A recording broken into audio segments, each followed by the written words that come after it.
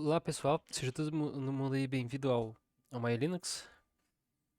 Ah, Nesse vídeo então a gente vai estar vendo aqui o básico parte 2 que eu tô chamando, né? O anterior foi o básico parte um. Esse aqui vai ser o básico do Python parte 2, ok? Eu vou fazer ainda mais um outro vídeo sobre como funciona essa estrutura aí do Python, tá? Como a gente pode utilizar o Python, né, em relação aos módulos, né? Quando a gente for utilizar os módulos, tá? Para vocês terem uma noção do que são módulos, beleza? Porque na UpBGE, quando a gente vem aqui para UpBGE, usa o UpBGE aqui da Engine, tá? Essa engine aqui ela usa Python. E esse cara aqui, ele é totalmente baseado em vários módulos, tá? E para a gente poder entender o que são módulos e dentro de módulos, e tem vários módulos aqui, tá? Várias classes. Às vezes fica complicado, tá? E eu vou tentar exemplificar isso no próximo vídeo, beleza? Bom, nesse aqui eu vou continuar então. A gente parou aqui nas conversões das variáveis, né? Eu mostrei todas as variáveis básicas, basicamente que a gente mais usa. Ah, no primeiro vídeo então a gente viu como construir essa virtualização do Python, né? Encadeamento do nosso código para não afetar o sistema original do nosso PC, beleza? Então eu vou continuar então. Eu vou escrever aqui uma variável. Eu vou pegar aqui, vou digitar um valor um dessa vez. Vai ser igual aqui a 15, tá? Vou digitar o segundo valor, tá? Valor 2. Eu vou dizer que esse valor aqui vai ser 35, tá? E o valor 3 aqui, vai ser igual a 2, ok? Eu fiz isso aqui de propósito já para vocês entenderem que essa palavra é uma variável, tá? E o que tem depois do sinal de atribuição é um valor que está sendo armazenado nessa variável, tá? Seja ela tem o nome que ela tiver, ok? Beleza. O if então é uma condição que nos permite definir caminhos, né, por onde a gente quer passar. Por exemplo, é como se fosse um RPG. Então ele define o seguinte: eu vou por esse caminho ou por aquele outro. Se eu for por esse caminho, o que vai acontecer? Se eu for por outro, o que vai acontecer? E se eu não for por nenhum dos dois? Beleza? Então, o if significa essa condição que a gente vai estar impondo no nosso código. Tá? Isso também serve para os jogos, também para criação, enfim, qualquer coisa programável. Tá? Até para um robô a gente utiliza a mesma situação. Então vamos lá. Aqui eu vou colocar aqui um exemplo bem simples, que é se. Vou comparar os valores aqui entre si. Então, se variável valor um for maior que o valor 2, eu vou imprimir, tá? Valor print entre parênteses, agora eu vou colocar aqui, vou dizer que o valor, tá? Se o valor um for maior que o valor 2, eu vou dizer que o valor de um seria é maior é maior que o valor 2, beleza? Assim a gente faz o if, tá? A parte do senão, lá no no C, a gente está acostumado a botar else if, beleza? Else if. Em qualquer programação, tá? Aqui eles reduziram, eles tiraram esse else if para colocar else if apenas, tá? Então fica else if. Então, se valor 1 for maior que valor 2, faz isso. Se, aqui eu posso dar um espacinho para baixo aqui. Se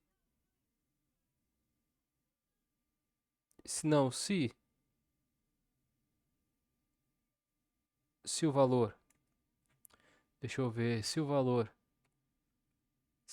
3, tá? Se o valor 3 for menor que o valor 1, beleza? 2 pontos para iniciar um bloco de código aqui, de condição, ok?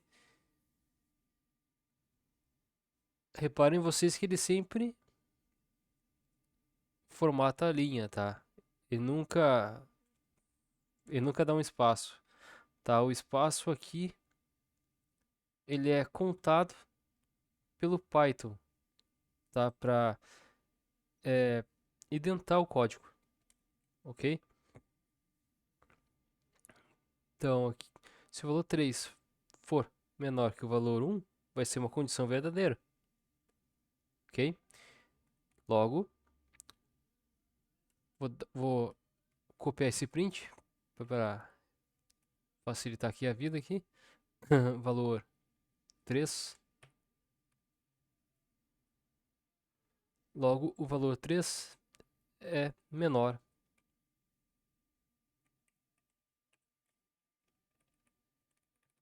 que o valor 1. Beleza? Isso aí. Agora, caso não tenha quaisquer outros valores, por exemplo, caso não entre qualquer outro valor, então cairia no else, ok? 2 pontos, a mesma função, cairia aqui no else e aqui a gente tem algumas funções bacanas que a gente pode utilizar aqui. A gente tem o break, nesse caso não vai funcionar. A gente tem o pass, que ele vai simplesmente terminar o código no else. E a gente tem o continue.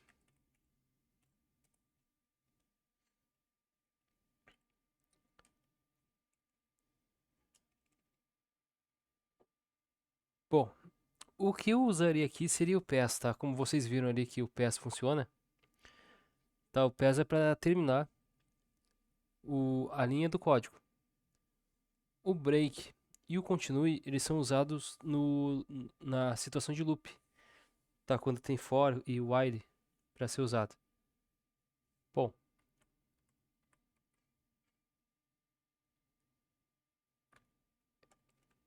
eu vou tirar fora aqui esse pass aqui e vou digitar o seguinte, olha, print nenhuma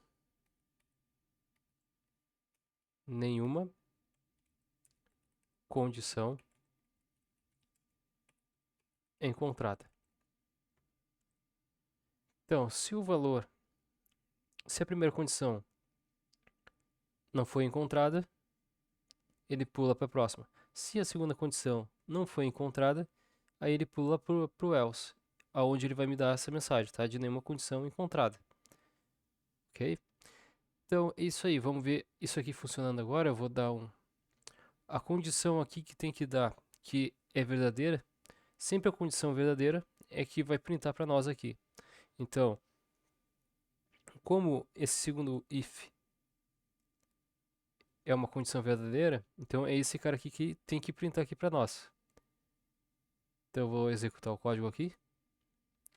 Ó, valor 3 é menor que o valor 1.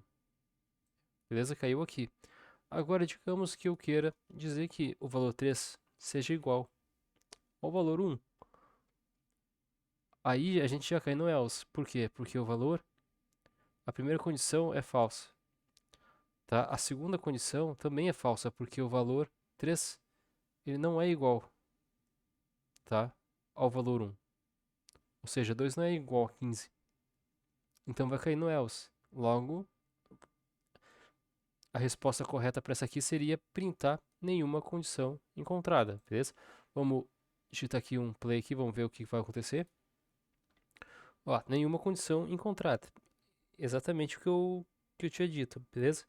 Então assim a gente faz as nossas condições aqui com if e else, ok? O se não, e se não o se. Seria mais ou menos assim, beleza? Ok. Bom, agora aqui vamos passar para o for, tá? O for aqui é legal. Eu vou criar uma lista aqui com números, basicamente, tá? Vou apagar isso aqui. Vou criar uma variável do tipo lista, tá? Uma lista aqui com vários números, mas eu não sei que tipo de números, não sei a quantidade de números. Então eu vou criar em forma de tupla, que a gente chama de tupla, tá? Com colchetes. A gente tem esse tipo de tupla aqui e a gente também tem entre as aspas, entre os parênteses, quer dizer, tá? A gente pode fazer dessa forma aqui. A gente também tem como fazer dessa forma assim também, tá? A tupla. Enfim, eu utilizo essa forma aqui de conchetes, ok? Então, aqui dentro aqui eu vou colocar vou colocar mais um valor aqui, 2, 3, 4 e 5. Beleza. Aí tá pronta a lista.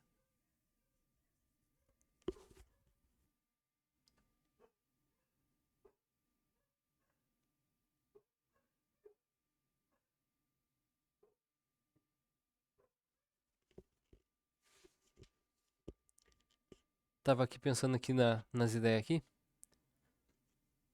Bom, agora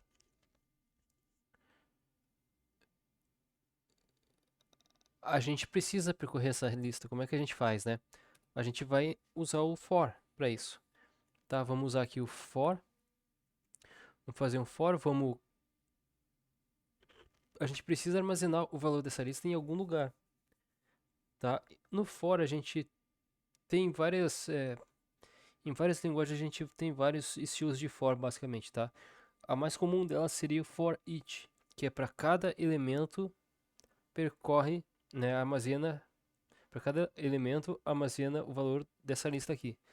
No caso aqui, a gente, para criar esse tipo de comportamento aqui no Python, a gente digita for, cria uma variável qualquer aqui, de forma direta, totalmente direta, eu vou digitar o nome item, beleza? Aonde, para dizer em qual objeto que eu quero acessar, a gente coloca o in, tá? De em mesmo, ou aonde, né? Em qual variável, em qual lista se encontra os valores. Eu vou dizer que se encontra na variável lista, tá? Com o nome de lista. Vou dar dois pontos aqui para começar então a estruturar o código. E aqui eu simplesmente faço o seguinte: eu vou printar todos, tá? Para printar todos os valores, eu simplesmente escrevo na tela print, abro parênteses e escrevo item aqui dentro. Beleza? O resultado disso aqui é para ele listar todos esses valores aqui, tá? Na verdade, 1, 2, 3, 4, 5. Beleza? Então, vou dar um play. Dali, ele listou para nós, ó. 1, 2, 3, 4, 5. Beleza? Simples. E muito rapidinho isso aqui. Ok? A gente tem uma segunda.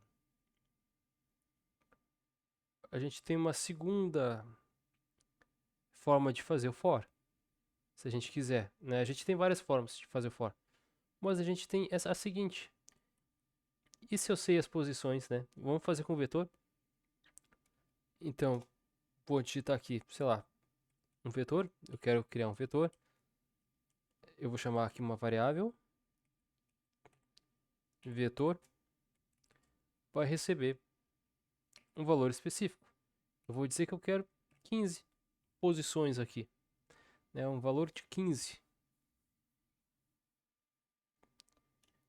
Então eu quero separar 15 posições ali, né? Tô separando ali. Beleza. Como é que eu listo? Aqui no Python a gente faz da seguinte forma, tá? Já tem funções prontas para esse tipo de caso. Então a gente vai fazer o seguinte: for, né, para cada valor aonde em, ok? Eu vou definir um range de quanto eu vou definir que eu quero listar e armazenar todas as posições da variável vetor. Eu quero percorrer os valores inteiros dessa variável valor. Então a gente consegue listar um range, tá? A gente pode definir de 1 até tanto ou todos os valores da lista, por exemplo, também, tá? Nesse caso, eu quero a variável vetor. Quero que ele percorra esse vetor desde a posição 0 até a última posição, que é a 14. Beleza? E agora aqui a gente dá um print só para ver o valor na nossa tela.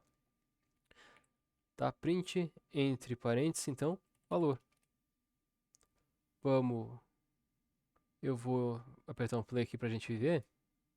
Ó, repare então que ele printou para nós as posições do array.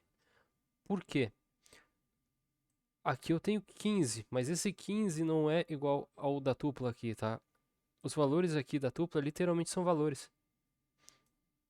Só que aqui no nosso vetor, esse 15 significa posições. Então ele vai de 0 até 14 posições que tem nesse valor, tá? As posições aqui, lembrando, tá? São usadas para fazer, por exemplo, um xadrez, um jogo de xadrez, ok? Pode-se usar matriz ou vetor, né? Um dominó, por exemplo, também dá para fazer, ok? Dá para fazer várias coisas, na verdade, né? Mas enfim, ok? Então esse foi o for. Vou fazer agora um for diferenciado, que é, eu vou usar o for para percorrer um dicionário, tá? Onde a gente vai ter a chave desse dicionário e o valor que coincide com essa chave, ok? Vamos percorrer então esses valores. Vamos ver como é que funciona isso aqui. Vou deixar o for ali embaixo ali mesmo. Eu vou dizer que eu vou querer saber as notas de uma disciplina, por exemplo, ou de várias disciplinas. Para isso eu crio um dicionário, né, um conjunto todo. Basicamente, né, crio uma variável chamada notas, abro chaves, fecho chaves. Aqui embaixo então eu coloco aspas duplas e digo, olha, matéria de português, por exemplo, tá? Matéria de português, e a nota tirada foi de 7. Vou acrescentar mais alguns campos aqui. Opa, beleza. Aqui, então no campo abaixo aqui eu vou colocar matemática. Matemática. Aqui, como o dicionário aqui, essa chave, tá? A gente chama o primeiro elemento aqui de chave e o segundo elemento aqui de valor, basicamente, ou item, beleza? Mas normalmente é valor, ou que na verdade é chave, tá? Porque através dessa chave a gente vai ter, então, acesso ao nosso valor, ok? Isso aqui é interessante quando a gente quer fazer, por exemplo, um inventário, tá? Utilizando o dicionário aqui fica bem facinho de fazer um inventário. Ou categorias de personagens, por exemplo, né, ele vai ser um ogro, ele vai ser uma bruxa, vai ser um espadachim, entendeu? É interessante de se classificar usando o dicionário. Bom, aqui eu vou dizer que, sei lá, vai ser lógica,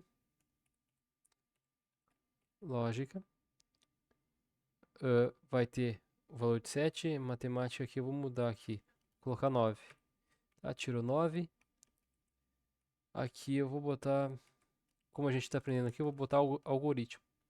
Então, algoritmo, matéria de algoritmo,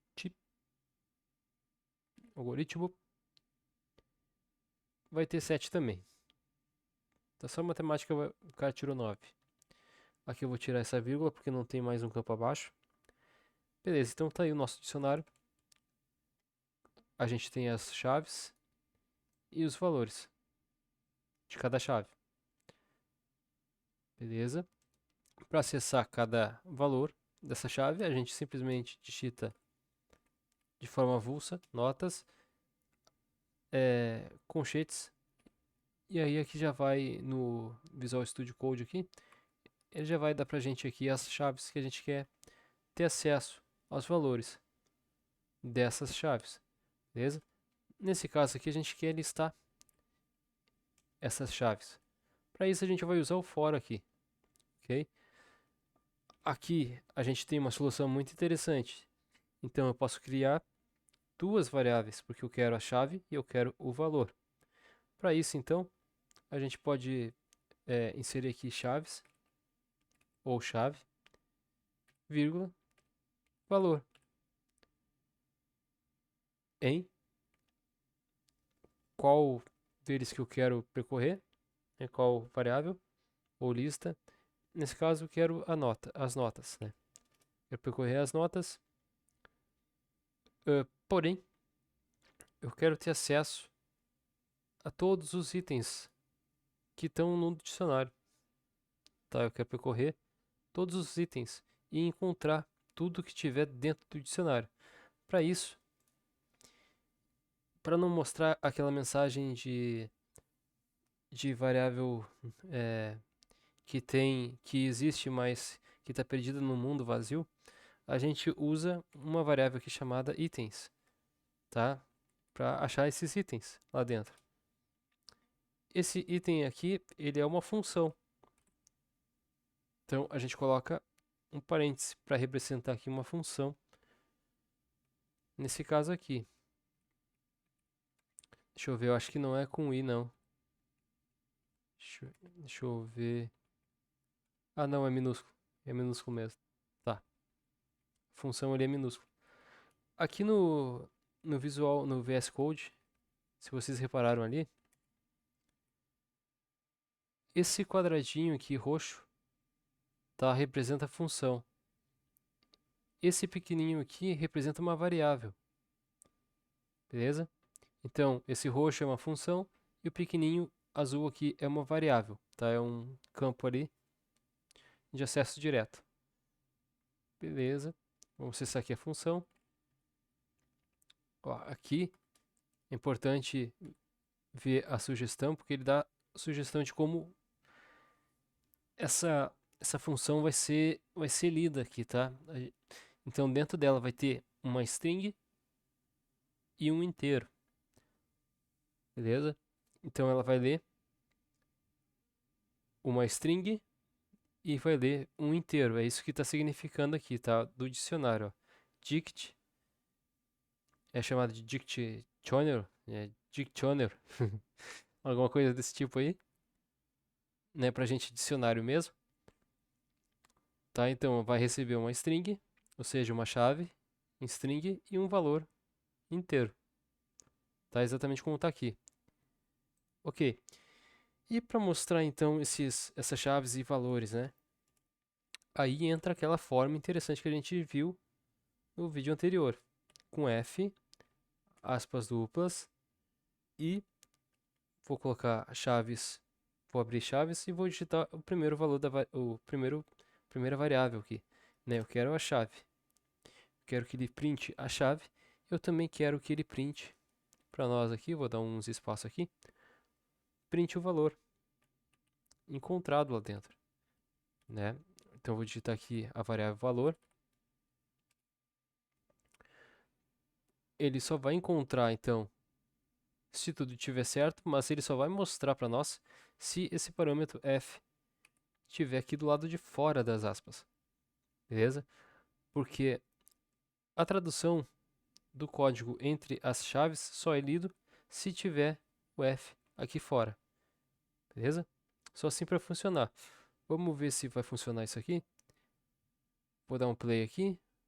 Vamos ver se ele vai percorrer então o nosso dicionário e ler pra gente. Opa, como vocês puderam ver, ele conseguiu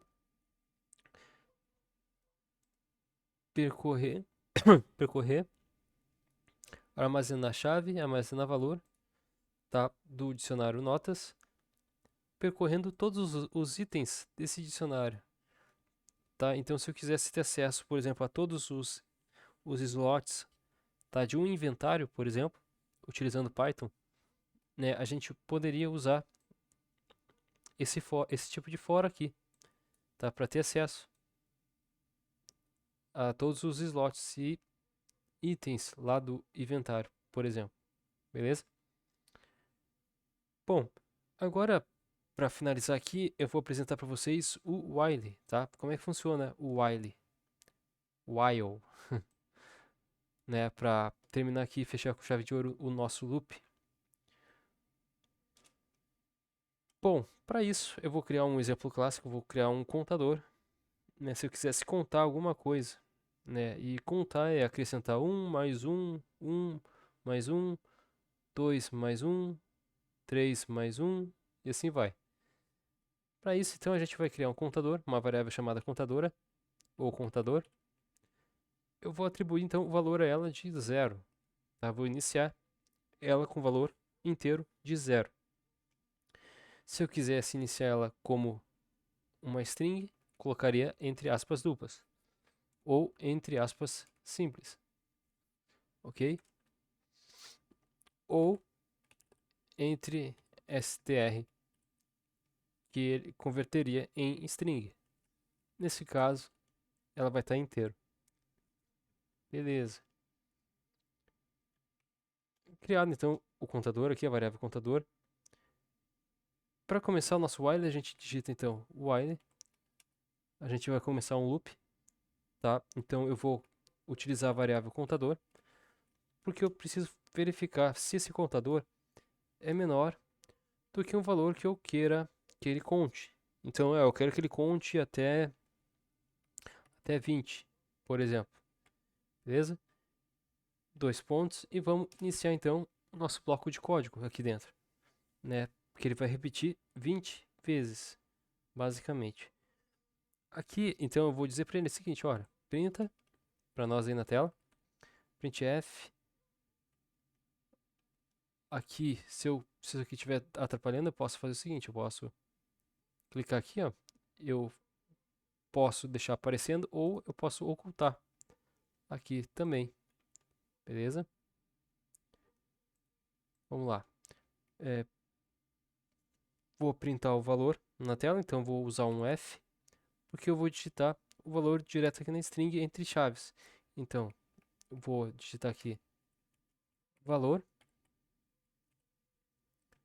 do contador é, abro chaves, fecho chaves e digito o nome da variável, contador. Beleza? Aqui ele vai contar. Ele inicia em 0. Eu preciso, enquanto o contador não chegar a 20, ou enquanto o contador for menor que 20, ele vai mostrar uma mensagem na tela. Só que está faltando uma coisa aqui, ele precisa da incrementação, né? Aqui no Python a gente faz a incrementação dessa forma assim, ó. A gente pega o contador, dá um espaço mais igual a 1, beleza? Dessa forma, então, ele consegue, a cada loop, incrementar mais 1 ao resultado, a variável contador. Então, 1 fica mais ou menos assim, ó. Tá? Ele foi lá, verificou o contador. Então o contador começou com 0, só que apareceu a mensagem, ele acrescenta mais 1. Então mais 1. Isso vai dar 1. Beleza. Por próximo loop, ele vai mostrar a variável 1. Basicamente, ele vai mostrar e vai acrescentar mais 1. Então, se antes ele foi igual a 1, ele vai acrescentar mais 1. E o resultado disso aqui vai ser igual a 2. E assim ele vai incrementando até ser menor, enquanto ele for menor que 20. Beleza? É isso que está acontecendo aqui. Bom, então eu vou apertar um play aqui, vamos ver o que vai acontecer. E como vocês podem ver, ó, ele foi de 0 até o número 19, porque o número 19 ele é menor do que 20. Quando o contador chega no 20, o contador 20 não é menor que 20, né? O contador no valor 20 é igual a 20. E aí o nosso loop simplesmente para, beleza? Bom, aqui a gente também consegue fazer algumas coisas como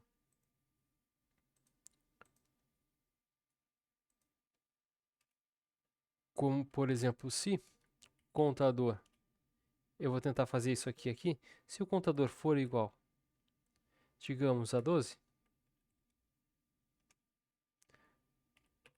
eu quero que tu pare com o código, beleza? Dá um break aí. Vamos ver se ele vai parar. Ó, chegou até 11, ele parou.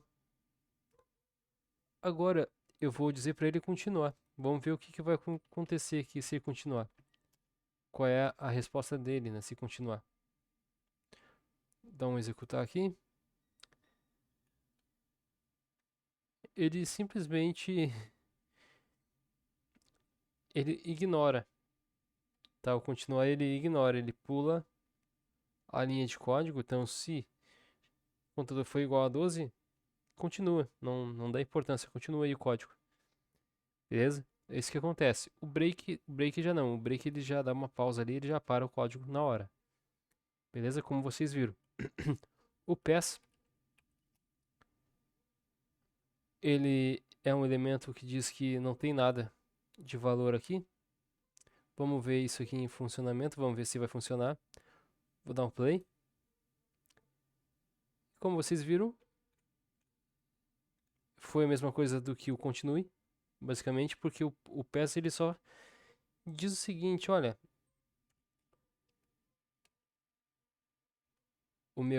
aqui está a minha condição. Se eu não tenho nada para colocar dentro dessa condição, para não ficar esse erro que está apresentando aqui, porque na hora que eu der um play, ele vai dar erro, tá? Porque não tem nada aqui de valor. Se eu não sei o que eu vou colocar ali dentro por enquanto, e somente por enquanto eu posso colocar então um simples pass aqui, que ele vai interpretar isso aqui como sendo um fim de um bloco de código lógico, basicamente, tá?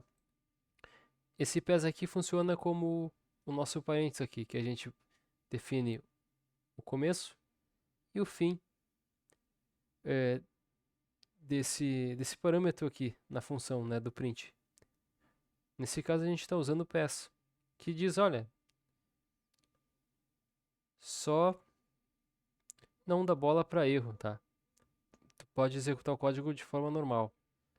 E aí a gente executa ele executa normalmente, beleza? Conta ali para nós ali e já era, ok? Bom, isso foi então o básico, aqui da lógica de programação do Python, tá? Foi o básico do básico, literalmente o básico. Espero que vocês tenham curtido. No próximo vídeo, então, a gente vai estar vendo um pouco sobre a questão do módulo, tá? Na prática, eu vou estar criando um módulo aqui para vocês entenderem a diferença do módulo e arquivo, e classe também, tá? Para isso ficar bem visível, tá? Porque isso, quando tem muitos arquivos e diferentes programadores, principalmente se tiver gente de outro país programando, por exemplo, que vai com certeza vão passar por isso. Então fica meio complicado de entender o que está acontecendo ali, tá ligado? Porque o iniciante eu fiquei perdidão assim, tá? Mas o que que é o módulo, né? O que que eu tenho que acessar um valor dentro do arquivo, dentro da classe tal, na função tal, numa variável que está dentro da função tal, né? E a função ela é local, ela é global, como é que isso funciona, né? Eu fiquei perdidão assim tentando entender o que era módulo e o que era arquivo e o que era classe, tá? E a gente vai entender o que é arquivo, o que é módulo e o que é classe no próximo vídeo, beleza?